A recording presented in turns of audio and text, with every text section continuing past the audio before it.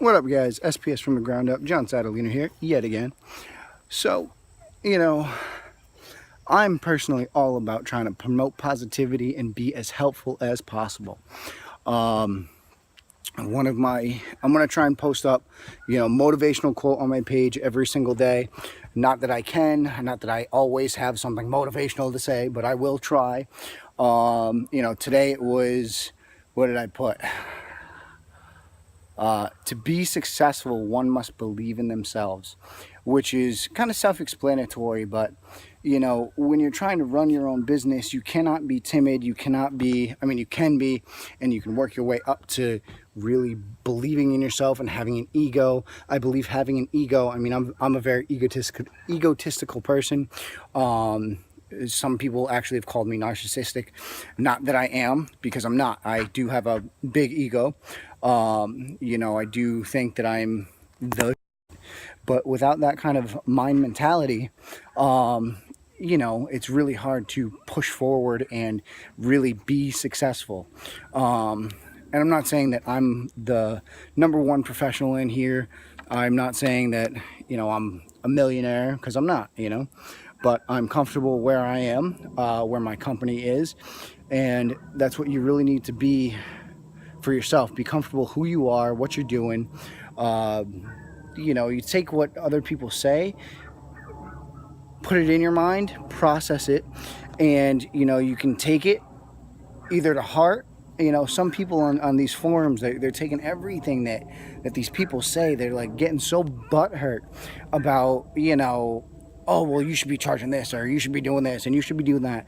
Man, I know what I'm doing with my business. I don't need you to tell me what. I will take what you're saying into consideration. I learned a lot from you guys. I appreciate the constructive criticism, but there's a lot of guys out there that are just completely negative. I'm about that positivity and trying to promote others to do better. And if that's not the kind of wavelength you're on, man, I don't need to be your friend. You don't need to be on my page. You don't need to be following me. You don't need to do any of that. Let's spread the positivity. Let's get these people that are just starting their business like me. Let's help them out. Like I said, I'm not the number one guy. I'm still learning as I go. I'm not that number 100% professional. I'm still learning, and I will always be learning. Different areas get certain different prices. Like the job that I'm at right now, someone said that they charge $1,200 for where I'm at. I'm telling you right now, you try and charge $1,200 for what I'm doing today, man, they tell you go get, and you ain't never getting no work in this area. I do believe I am cheap, but in time, that cheapness is going to make up for itself. Like next year, I've already locked down, we're trimming up a couple of things here. And next year, we're going to be trimming up everything. And then when we're trimming up everything next year, then we're going to be looking at probably like $750 to $1,000 for everything. They got huge shrub in the front, this, that, and the other. But $1,000 for probably 6 to 8 hours worth of work. Probably, 6 hours, probably 2 guys. 12 hours, 1 guy, including disposal or dump fee. I'll be making a killing here. So I got myself in here. I did under budget, but they actually just said that they're going to give me more money because they know it was, because I had talked to them. They're just leaving. And I'm like, listen, this is actually a little more than I had anticipated. It's not going to look 100%, perfect, because, we're cutting these forsythia, and some of the stems or branches or whatever you want to call them are like, 1 inch to 2 inches diameter. To use your hedge trimmers on that, you're doing more damage on your hedge trimmer than anything, but you got to do it. So I told them, by next fall, if we do it in the spring and we do it next fall, we'll be able to bring it back to where you want it to be. You want those nice round ball shapes. Well, guess what? We'll be there next fall. We're not going to be there this year, but communication is key. And I told them, I didn't tell them that I was going to charge them more. They're like, all right, well, I'll tell you what, I'll give you $300. Cool. I told them, you don't need to do that. I do appreciate it if you want to. When I say my prices, I try and stick with my prices, but they're still going to give me $300. So that's great. And I'm on my, I think, 3rd hour here, and I'm almost done. I've got 1 more bush to trim up. I'm already, you can see, cleaned up. Everything over here has been cleaned up. We're over there cleaning up now, and over there cleaning up. So we're kind of pushing our way down.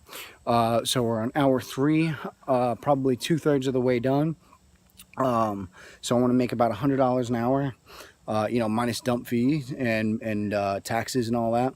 I will probably be making around $70 an hour. Woo. I find that being pretty good. It's not the best. I don't have 2 guys. I'm 1 guy. I don't need to be making freaking $500 an hour. I'm not looking to rip people off. I want to be fair while doing good work. I mean, I even did a little extra. Let's see if we can get this in here. This arborvitae, not that it's straight, not that it's perfect. They didn't want this trimmed up, but I trimmed it up because it was all scraggly, and if we can shape it up every time that we come, we can get that nice cone shape that, everyone really, really wants. It's not hard. It took me, that one right there, took me less than 2 minutes to trim. Cleaning it up was nothing. But look at this little guy. That's a mini Schnauzer. Mini Schnauzer. So anyways, going back to just believe in yourself. I take what everybody says into consideration, but I do me, and I suggest you do you. Don't take what I say and say like, oh, I got to do it that way. That's the only way that it's to be done, because that's not how it works. Your area is different than my area. My area is different than your area. Your customers are going to be different than my customers. This area is different than what I could price in another area that I'm in. This in one of my nicest towns, what I'm doing here, yes, I could easily charge probably $750 without a doubt, and that's competitive. What I charged here for what I'm doing is competitive for the area.